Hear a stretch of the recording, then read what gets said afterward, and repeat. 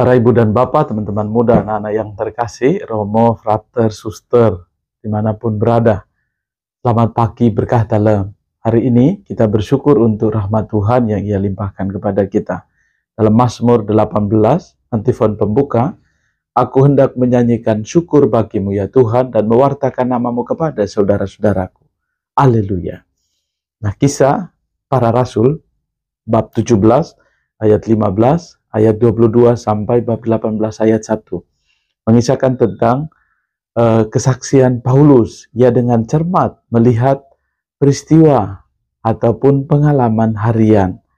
Yang dikatakan adalah Paulus sendiri ketika melewati orang Athena dan melihat Areopagus, tempat orang-orang Athena, orang-orang Yahudi itu berkumpul, orang-orang Yunani berkumpul, dan dari tempat itu pula mendapatkan pengajaran.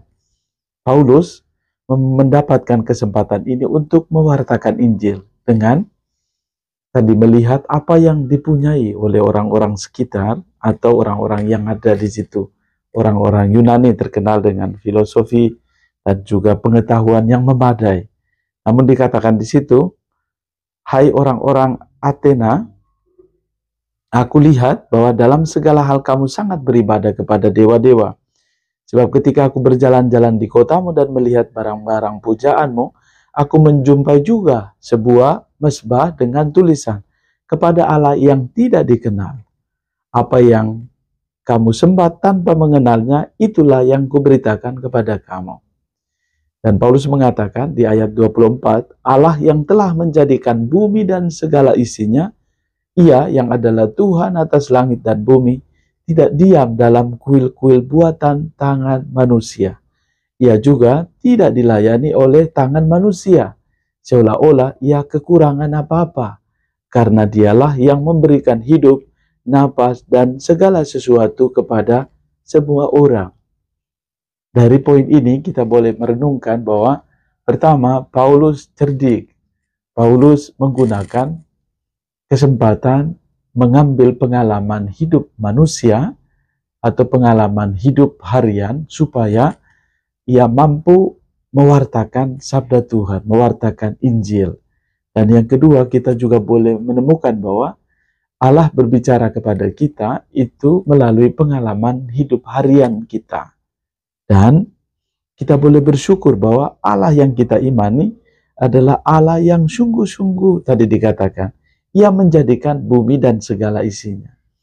Artinya Allah yang menciptakan segala sesuatu. Yang kedua, kita boleh belajar bahwa Allah yang kita imani adalah Allah yang menciptakan. Di dunia saat ini kita seringkali memuja Allah yang kita ciptakan. Ada sebuah film yang bagus sekali.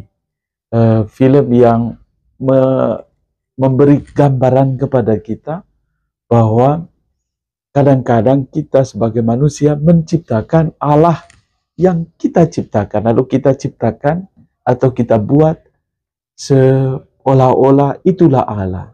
Padahal Allah yang sesungguhnya adalah Allah Tuhan atas langit dan bumi, dan tidak diam dalam kuil-kuil buatan tangan manusia. Dan ini menguatkan kita bahwa kita semakin diteguhkan, dan pengalaman pewartaan Paulus ini tentu dengan reaksi orang-orang di sekitar situ. Lebih-lebih ketika Paulus mengatakan kebangkitan, lalu mereka mengatakan lain kali saja kami mendengar engkau berbicara tentang hal itu. Tentu juga kita harus yakin bahwa di dalam pemberitaan kita itu selalu ada penolakan, ada saja yang tidak menerima. Tapi itulah pengalaman kita sebagai orang beriman, menjadi murid Yesus ya tidak mudah, pasti dalam pewartaan atau hidup kita pun mengalami penolakan. Dan Yesus mengatakan kepada kita untuk tetap mengalami pengalaman sukacita meskipun ditolak, karena Ia sendiri sudah memberi teladan kepada kita. Dan sukacita dari pewartaan Paulus, ada saja yang menggabungkan diri dengan Paulus dan menjadi percaya. Ada yang disebutkan Dionysius, anggota majelis Areopagus, dan seorang perempuan yang bernama Damaris. dan juga orang-orang lain bersama-sama dengan mereka. Semakin kita beri kesaksian, semakin banyak orang juga yang mengenal Kristus. Dan di dalam bacaan Injil Yohanes 16 ayat 12 sampai 15 dikatakan, roh kebenaran yang diutus Yesus akan membimbing para murid. Roh kebenaran akan memuliakan Yesus. Dan roh kebenaran itu juga menyampaikan segala sesuatu yang berasal dari Yesus. Dikatakan di dalam ayat yang ke-12 dari bab 16 Injil Yohanes, masih banyak hal yang harus kukatakan kepadamu, tetapi sekarang kamu belum mendapat menanggungnya. Tetapi apabila ia datang, roh kebenaran, ia akan memimpin kamu ke dalam seluruh kebenaran. Ia tidak akan berkata-kata dari dirinya sendiri, tetapi segala sesuatu yang didengarnya itulah yang akan dikatakannya. Dan ia akan memuliakan Allah, memuliakan aku, sebab ia akan memberitakan kepadamu apa yang telah dia terima daripadaku.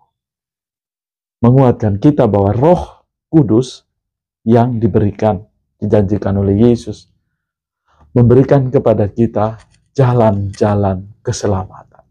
Semoga semakin menguatkan kita untuk mempersiapkan diri bahwa Yesus akan pergi, Yesus akan naik ke surga, tapi akan mengutus roh penolong, roh kebenaran yang menyertai kita. Allah yang Maha Rahim menganugerahkan berkat bagimu, keluarga dan komunitas, juga semua mereka yang merayakan hari ulang tahun kelahiran pada hari ini, diberkati oleh Allah yang Maha Kuasa, Bapa, Putra, dan Roh Kudus. Amin. Tuhan Yesus memberkatimu.